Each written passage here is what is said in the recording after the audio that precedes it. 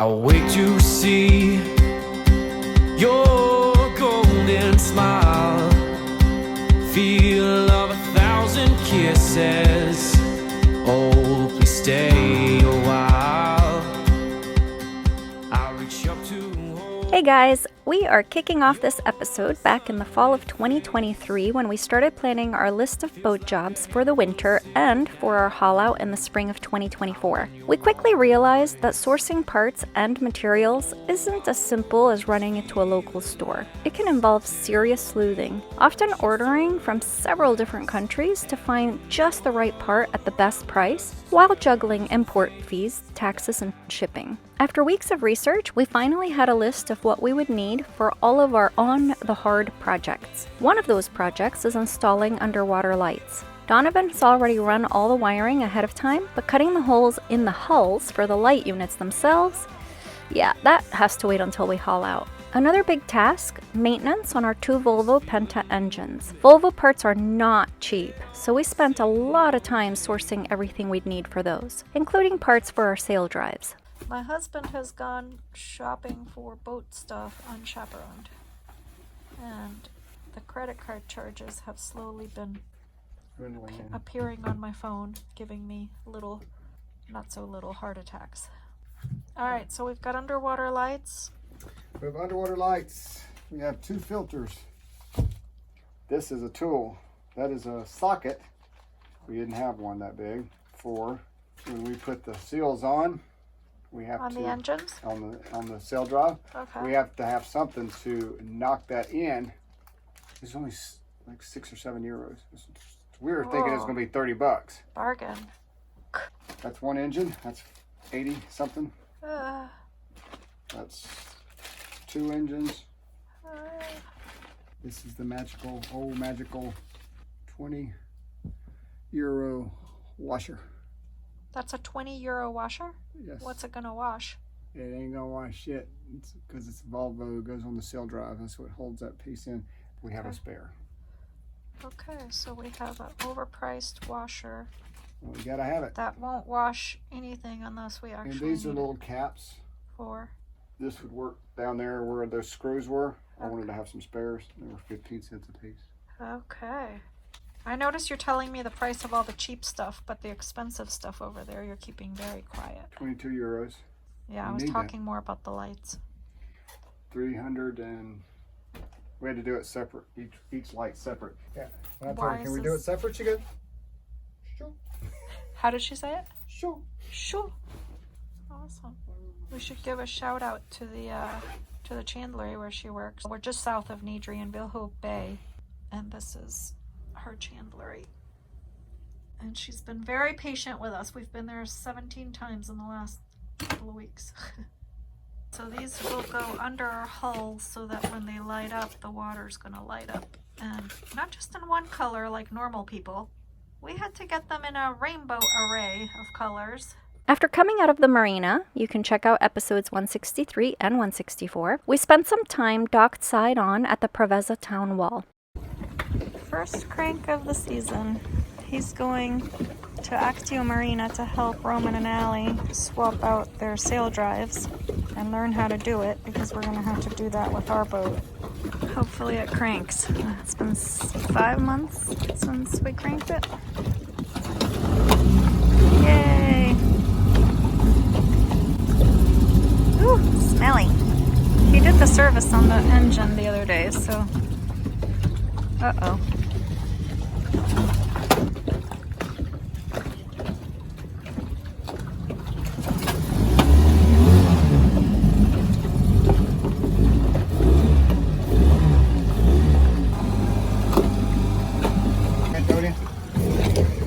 Jesus Christ. I wanted to do one last thing to piss you off before you go. It worked. Don't let the painter fall in.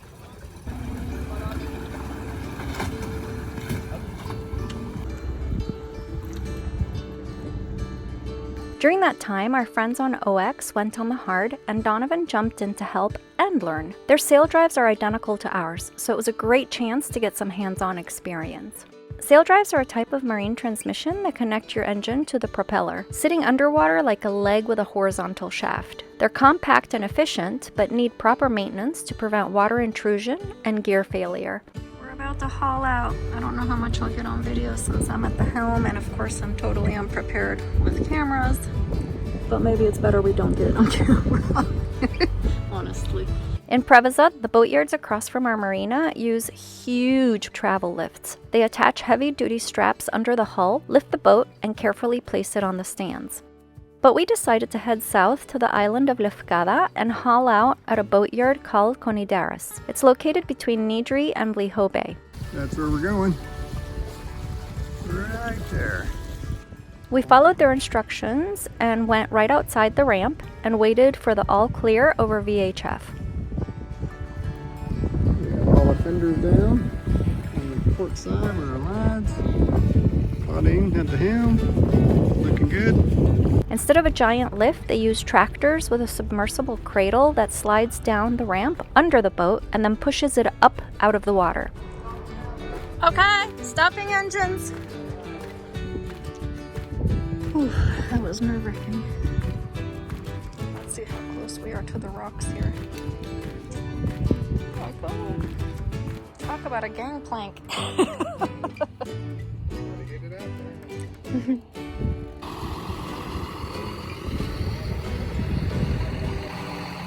Not gonna lie, we were a little nervous. We'd never seen big boats pulled out by a tractor before. But the Nidri crew were total pros.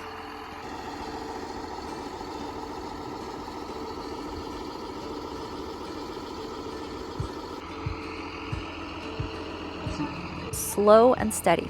You can already see it coming out of the water. Oh, and it's going back down a little bit.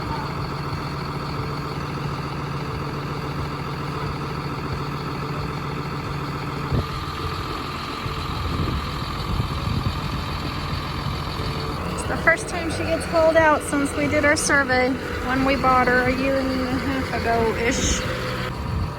They kept the boat perfectly level as they pulled her out. Now this is pretty fascinating because I thought for sure when they were going to be coming up this hill, the boat was going to be completely crooked and everything inside was going to topple over. But they have some sort of, I don't know what you call it, that keeps it level, which is very nice.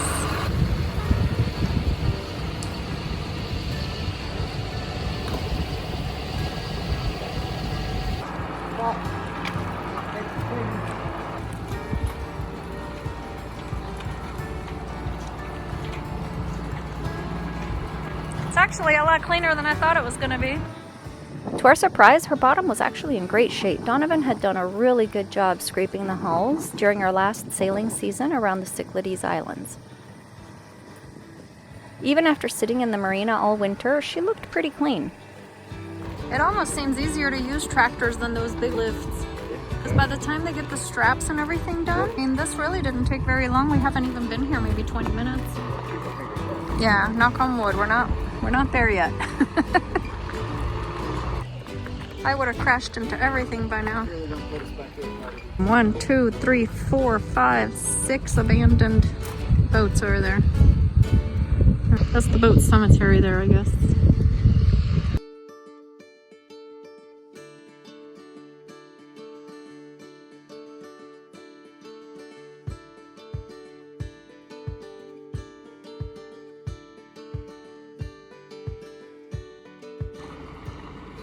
Wow, Lord have mercy.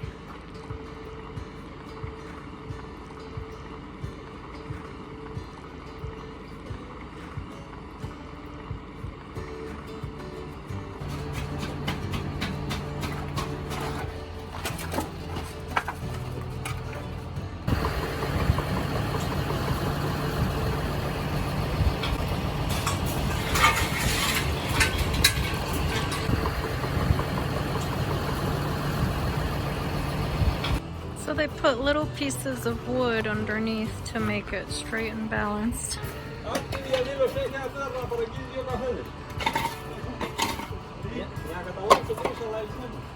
From the time they lowered the cradle to when she was fully on the hard stands, it was only about 45 minutes. I'm off to explore a little bit so I can see where the bathrooms are. We got an apartment because we're gonna be hauled out for 3 weeks, and that's a little long to live on a boat. If it was just a week, I think I could handle it, but 3 weeks just doesn't feel like it would be comfortable. One of the crew started scraping growth off the hull into a bucket and asked if he could keep it to use it as fishing bait. Absolutely, buddy. Go catch yourself some dinner. This is our entrance and exit, which is not much different to how we climbed roofs for our jobs. Got a nice water view. Got a water view over here too. Next, we started tearing into the Saildrives to see what we were up against for this big first project. We're filming everything as we disassemble it so we can hopefully put it all back together the same way, so wish us luck. I think we need to put some more oil in there or something. Okay.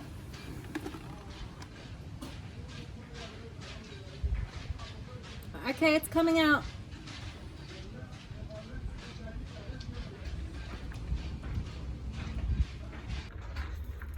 We're gonna be dropping our anchor and our chain onto this thing so that we can clean it, and then we're gonna reinstall the chain backwards. So all the stuff that laid in the water for the last year and a half or however long will be in the locker for the most part, and then the clean side will be used before we have to re-galvanize it. And today's project is the Saildrives. We've taken them apart. There's the props that we're gonna clean, and the oil that's been coming out of the Saildrive. And that's the pump that we're going to use to get the oil out of our engines to do our 800-hour service on both of our engines.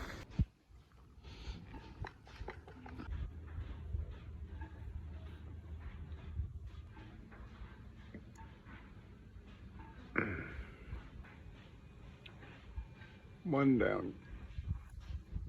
Okay. Take So one. this one has writing on it. Okay. Then This that. one's white, and it's got this thing Split in it. facing- Okay. Oh, Okay. that one has a split in it too. It doesn't matter on those. Okay.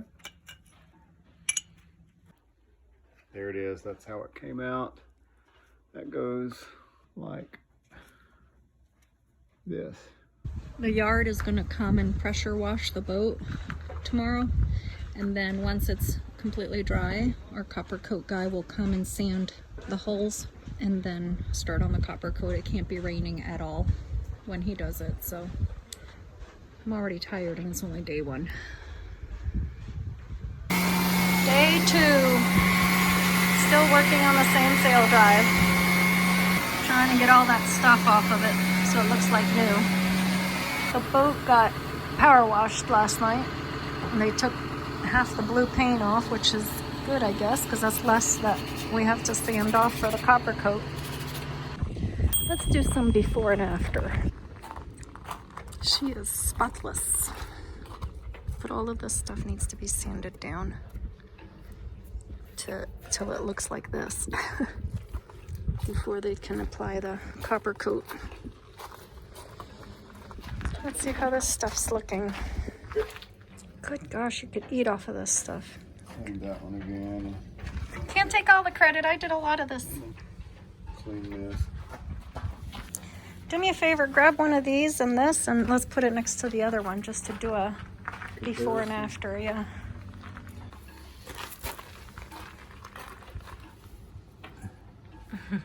Before and after. Hang on, let me do a picture too.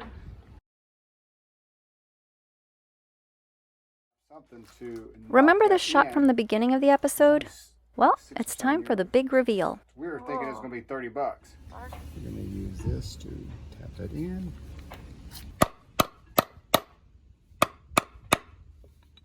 Going.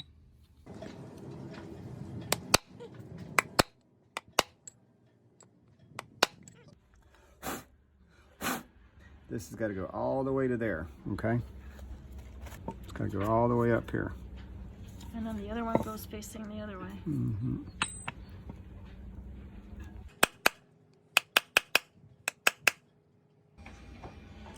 Facing out.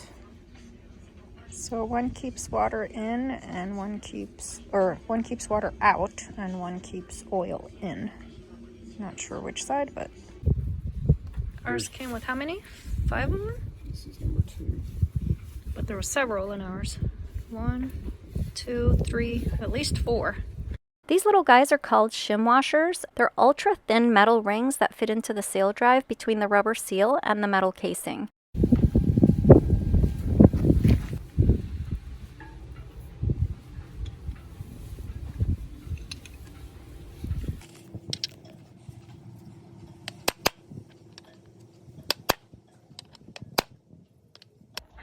Let's turn this sideways so you can see. There we go. Look how clean until I put the paint on there. And she turns like that.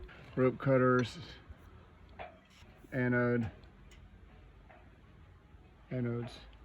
Cutters are really clean, really sharp. We are starting on the second one. Already took the anodes off. Bad.